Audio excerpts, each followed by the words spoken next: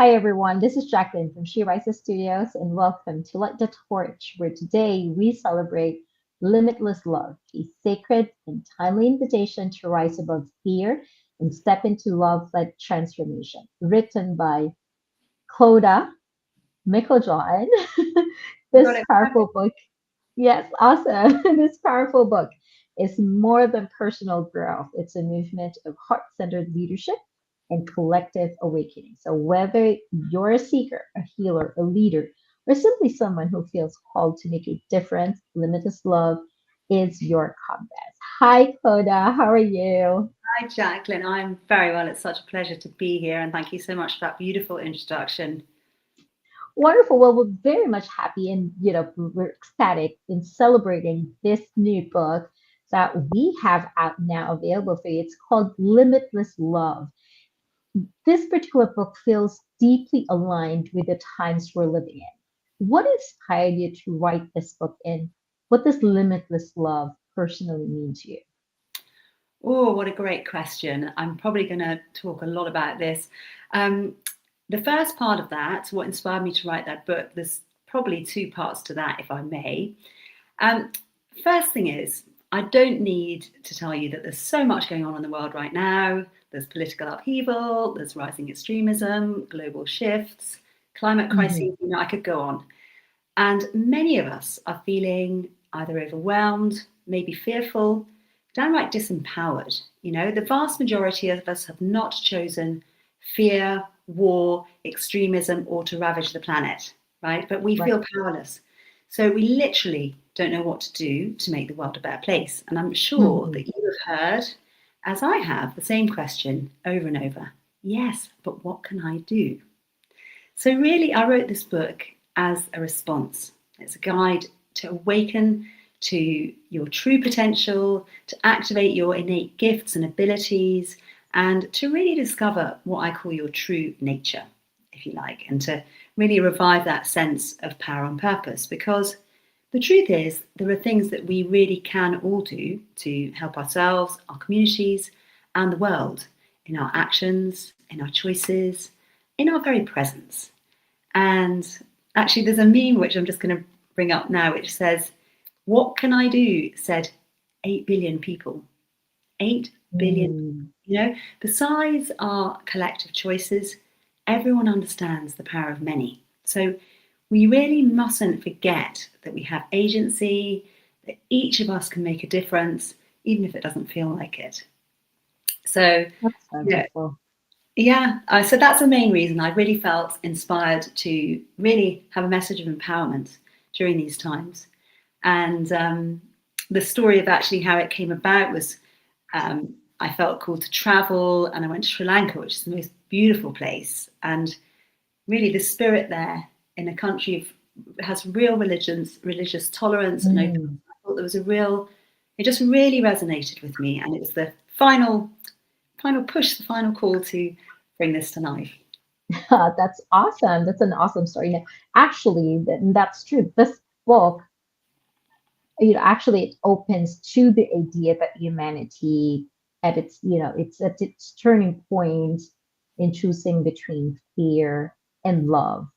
Yes. What does this choice look for us in on our daily lives right Well, that's a deep question because basically this whole book is a journey, and I now? say Mm, that sounds a bit of a cliche, but it's really not because I talk about the gateways of transformation, and there's 9 chapters. So really, it's a journey which guides you through 9 transformations, which means it's a very real shift in every chapter. So during the course of 9 chapters, um, you can really be called to, first of all, remember your divine nature beyond fear and conditioning. Then the next chapter is about awakening the longing, your desires that really are within you, and learn to trust those.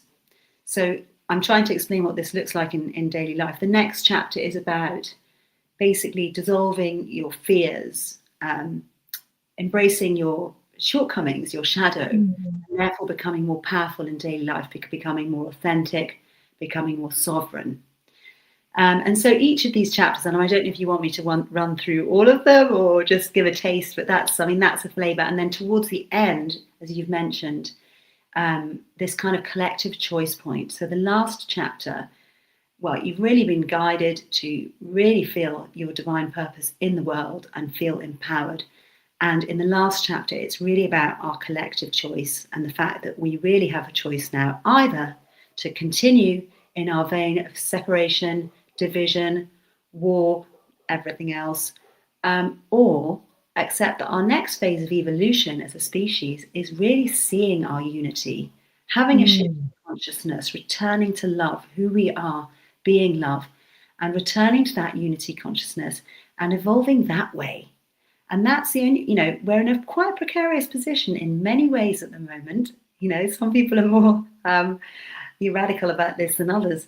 But certainly, I truly believe that we are at this choice point, and our evolution requires us. Quantum physics is showing us we've got the wisdom of ancient teachings. It's all coming together to show us really we are deeply interconnected, and we really need Yes. to act like that and act as one and look at when we harm one another, we're harming ourselves. When we help each other, we are helping ourselves. That's true, and I totally agree with that. And I'm sure a lot of people, agrees and aligned with this particular vision. However, many fear or they are resistant to begin this journey that you've laid out in your book, and basically because it's a change. Yeah, It's not what we have been used to. What are absolutely. some practical ways that you can, we can do to move through this fear and go through the journey, despite the fear that we have right Yeah, I mean, I think the main there's many tools, and that each at the end of every chapter, because I'm a coach as well as a writer, it's very important to me that it's not just information; it's also transformation. now? So at the end, there's 7 sections in each chapter. They get increasingly more um, towards from theory to actual action and embodiment. So the Mm-hmm. activations basically really will help embody these transformations. And there are different tools, reflections within the book. So it's hard to share specific ones. But I think just to say that one thing that we can all do is feel the first transition is like a transformation is feeling the safety. You can sometimes Mm. stop when you feel overwhelmed, take a breath and just think, unless you really are in a dire situation, you can say, all is okay in this moment. The world is not ending for me in this moment. If you're able to take a breath and just sense that and slow down, get out of that kind of fear perspective and that slight, that we all know about the fight and flight, get out of that response. And the Yes. second thing I'd say is in chapter, I talk about perception. Um, and basically, that is, being able to step out and see the dynamics of what's going on and take a step, rise above it all and look down like an Mm-hmm. observer. And when you do that, you have a different perspective and you can see why people are fighting with each other and how we've been. A big thing about it is the way we've been conditioned. We've been brought up to think we're small, think we're powerless, that we're pitted against each other, we're in competition. And I think I would just say to anyone that, forgive yourself for looking through this lens, for seeing the world through this Mm-hmm. lens, because this is how we've been brought up, this is how we've been Yes. conditioned. But if you're open to change and to transformation, and you want to change the way you see the world, ultimately how you experience the world, then be open to a change in perception. And really, the goal is to become this new humanity. Yeah. What does that vision look like to you? I think it definitely involves, it's a lot of a collaboration. Really, the whole sense of when we do harm to either ourselves, other people, the planet, we are ultimately harming ourselves and our Mm. future. And in every moment, I think in every moment, understanding that we are creating, we are immensely powerful creators. this whole world as a creative, you know, vision.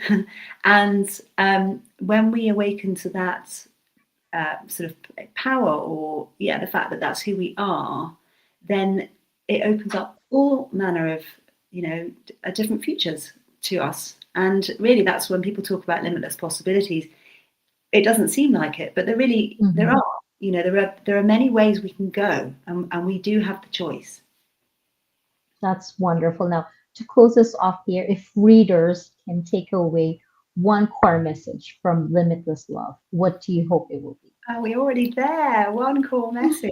I think it is just that, you know, you are here for a reason. I say at the beginning, love is not an emotion, love is not something to seek, love is not something to find. Love is who you are. And you are here for a reason during these times. So if any of this resonates with you, I'd love you to read the book and just imagine what a world we could create. Because love is not something that we fall back on when nothing else works. Love is Mm. the answer. It's the most powerful force in the universe, and it's who you are, and it's why you're here.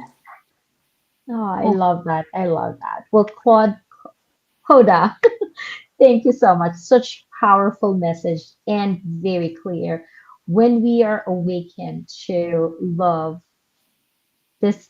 can be our guiding truth. As you mentioned, it's not what we fall back on, but it should be our truth. We don't just change ourselves, we change the world. This book that you have created for everyone can be our guide to becoming a catalyst for that particular shift. It's time to dissolve fear, embody compassion, and rise with purpose. Limitless Love is now available, everyone, on Amazon. Get your copy, gift it to someone you love, and join the movement of leaders choosing love over fear. Because together, we are the new humanity. Thank you again, and have a Thank, great day, everyone. thank you so much, Jacqueline.